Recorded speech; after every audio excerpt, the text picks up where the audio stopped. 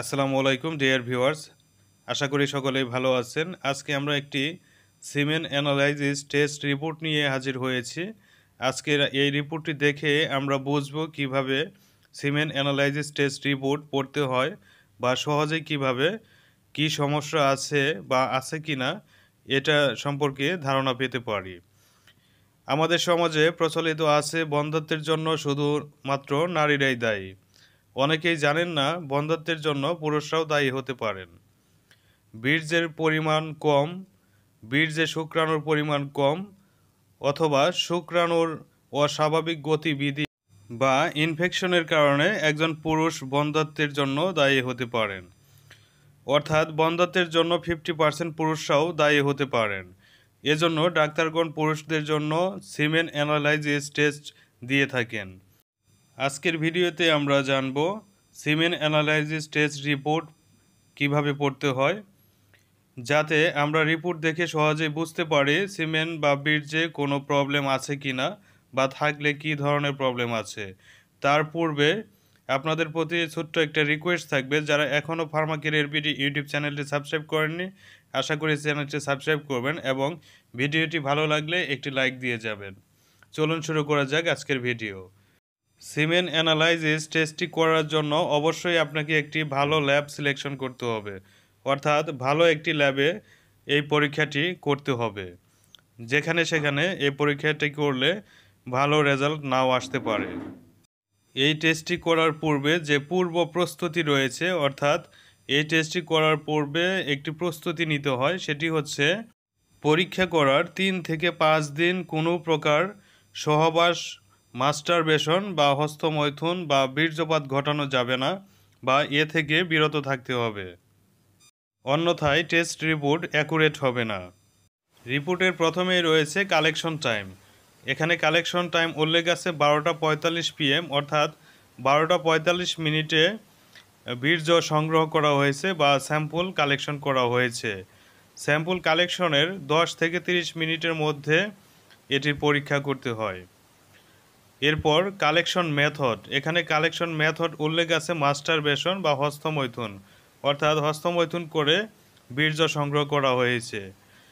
এখানে ইন্টারকোর্স অথবা সেক্স উল্লেখ থাকতে পারে। যদি ইন্টারকোর্স বা সেক্স করে বীর্য কালেকশন করা হয় তাহলে এখানে ইন্টারকোর্স বা সেক্স উল্লেখ থাকবে।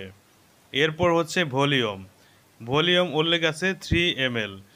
একজন পুরুষের নর্মাল ভলিউম হচ্ছে 1.5 ml থেকে 7 ml পর্যন্ত নর্মাল, অর্থাৎ এর মধ্যে যদি ভলিউম বা বীর্য থাকে তাহলে এটি নর্মাল।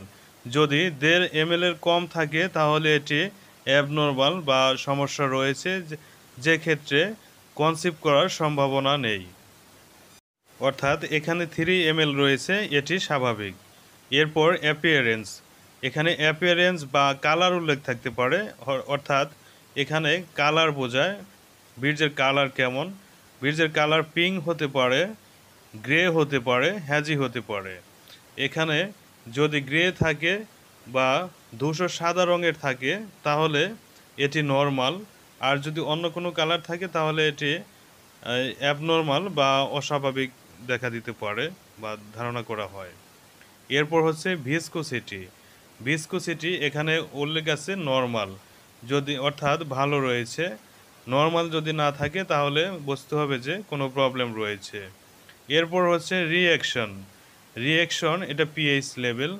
রিঅ্যাকশন এখানে উল্লেখ আছে অ্যালকালাইন। অ্যালকালাইন অর্থাৎ এটি ভালো রয়েছে। বীর্যের স্বাভাবিক পিএইচ হচ্ছে 7.2 থেকে 8 পর্যন্ত, অর্থাৎ এর মধ্যে যদি থাকে তাহলে রিপোর্ট নর্মাল।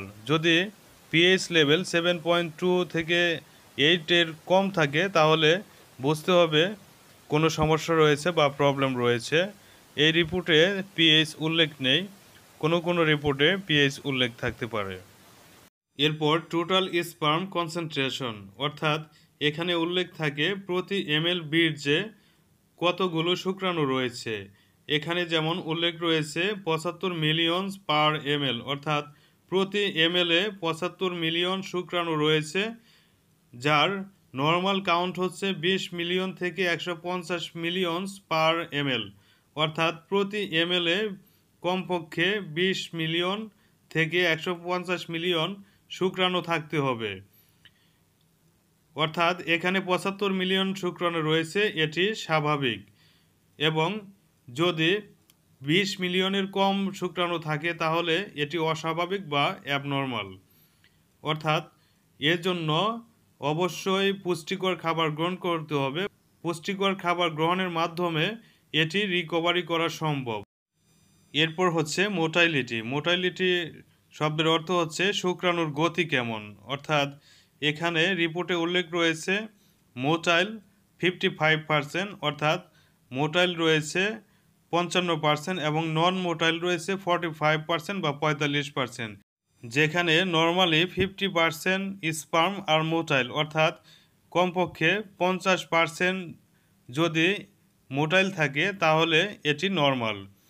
অর্থাৎ এখানে 55% মোটাইল রয়েছে, অর্থাৎ এখানে রিপোর্টটি নর্মাল, কোনো সমস্যা নেই। এরপর হচ্ছে মরফোলজি। মরফোলজি হচ্ছে শুক্রাণুর আকৃতি, অর্থাৎ শুক্রাণুর আকৃতি কেমন। এখানে শুক্রাণুর আকৃতি হচ্ছে নর্মাল হচ্ছে 70% এবং অ্যাবনর্মাল হচ্ছে 30%। অর্থাৎ যেখানে নর্মালি 30% স্পার্ম আর মরফোলজিক্যাল নর্মাল, অর্থাৎ মিনিমাম 30% স্পার্ম যদি মরফোলজিক্যাল থাকে তাহলে এটি নর্মাল। শুক্রাণুর 3টি অংশ থাকে, যেমন হেড বা মাথা, বডি, টেইল বা লেজ। এই 3টি অংশ থাকে শুক্রাণুতে।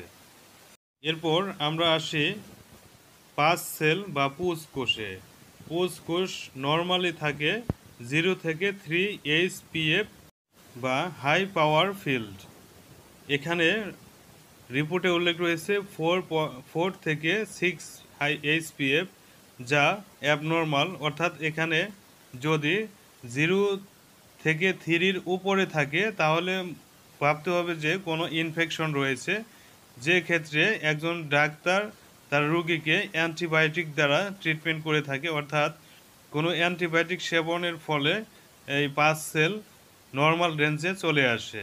এরপর হচ্ছে আরবিসি বা রেড ব্লাড সেল, এটি নীল থাকে বা নীল রয়েছে এখানে। এরপর রয়েছে এপিথেলিয়াল সেল, এখানে প্লাস রয়েছে HPF এবং কমেন্টসে রয়েছে নর্মোজো স্পার্মিয়া। অর্থাৎ এই রিপোর্টে কোনো সমস্যা নেই, রিপোর্টটি নর্মাল রয়েছে, শুধুমাত্র কিছুটা ইনফেকশন রয়েছে যা অ্যান্টিবায়োটিক সেবনের ফলে রিকভার করা সম্ভব। Thank you very much for watching this video. Please like, comment and share.